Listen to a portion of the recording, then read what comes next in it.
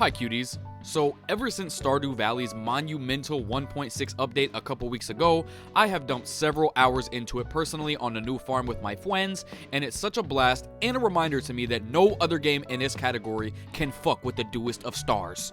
This isn't going to be like a real review or anything. I honestly just want to rant and rave about one of the greatest games of all time and how games similar to it get close but never toppled the legacy of the Valley. By now, I am sure that everyone knows Concerned Ape is a solo team effort who's been grinding on Stardew Valley for like 10 years now, and he's currently working on his next project, The Haunted Chocolatier. Please come out soon, oh my god. So it's just insane that a DLC-sized package that is honestly worthy of asking for a couple bucks, not gonna lie, was just given to us simply because this sweet man is the best developer of all time. Alright, I gotta chill out a little bit. But still, to this day, Stardew has sold 30 million copies, and it needs to get to 8 billion, so go buy this game, guys, please. One of my favorite things about Stardew Valley is just how accessible it really is. No matter if you only have a console or a PC or a phone or a PS Vita, for God's sake, you can play this game, and I think that is beautiful. Anyways, if you were to plug into your Bing search engine games similar to Stardew Valley, you would see a slew of games that may be good in their own right, but fall short in key areas to the mighty Valley, and I just want to compare a few for y'all if you give me the floor. To start, 2023 just brought us one of the best indie, quote-unquote, games in a long time, Dave the Diver. And although I dumped 40 hours into this fun piece of shit, I don't see myself returning for whatever reason. It has farming like Stardew, personal relationships like Stardew, and even fun management, but it falls short in replayability compared to Stardew simply with the amount of customization options for each playthrough, different endings, and different ways to bring in money. Still, go play Dave the Diver though, y'all. They just added Godzilla. That's some cool ass shit. Animal Crossing New Horizons is always talked about as being one of the best cozy games on the market, but for me, even having 100 plus hours in it, I gotta say, having to clock in and out of that bitch every day gets pretty tiresome and stressful, which isn't so cozy at all, and to me, it's just not as good as even New Leaf. You unlock terraforming way too late into the game, it hasn't been updated since that overpriced DLC drop that isn't really worth it, and to me, it's just not as fun as Stardew Valley. Graveyard Keeper is a newer release with obvious inspiration from Stardew, or possibly Harvest Moon, whatever, and while it's a pretty neat experience, the social interactions aren't quite up to par, and I think it's a little convoluted, which led me to giving up because I wasn't cozy at all while playing, okay? What I'm really trying to show is that there's simply not many games like Stardew with this many systems. Fishing, inventory management, fund building, farm creation, dungeon crawling, romance subplots. I mean, tell me a game where you get to dismantle Amazon one day and then go home to kiss Abigail on the cheek, bitch. You can't.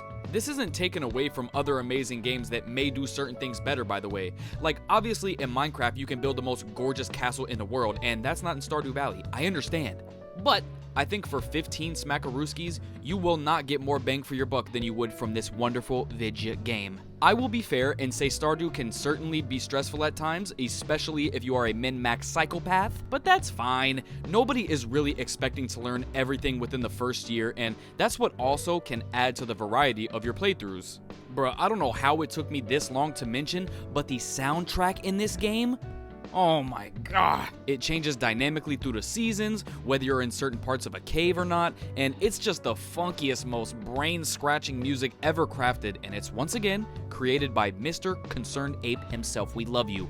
Going back to the stress factor, if you've never played a quote-unquote cozy game, despite me saying Stardew Valley is the quintessential one, I will say having it be your first might be a bad idea. Let me explain. I suggest a lower stakes one without the puzzles and stress-induced time quests and such, something like a coffee talk or even a short hike, which is so good. Those games just feel like while you're sitting back relaxing playing them, your tummy and your back are being rubbed at the same time. It's so incredible.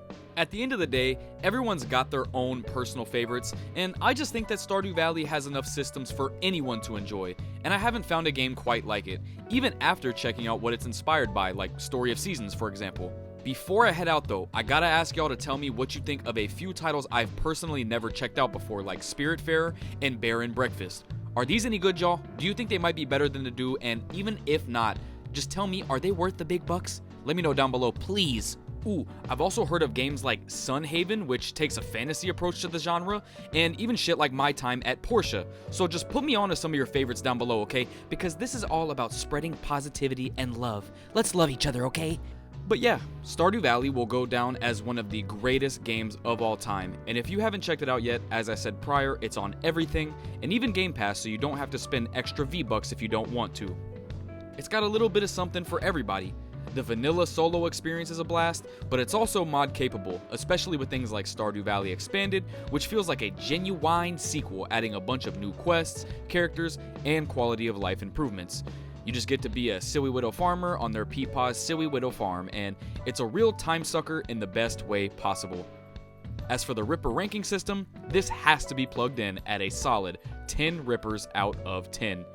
Stardew Valley is an absolute must play. That's about it though, my yummies. Make sure you till that like button, maybe water the subscribe, and I love you guys. Bye.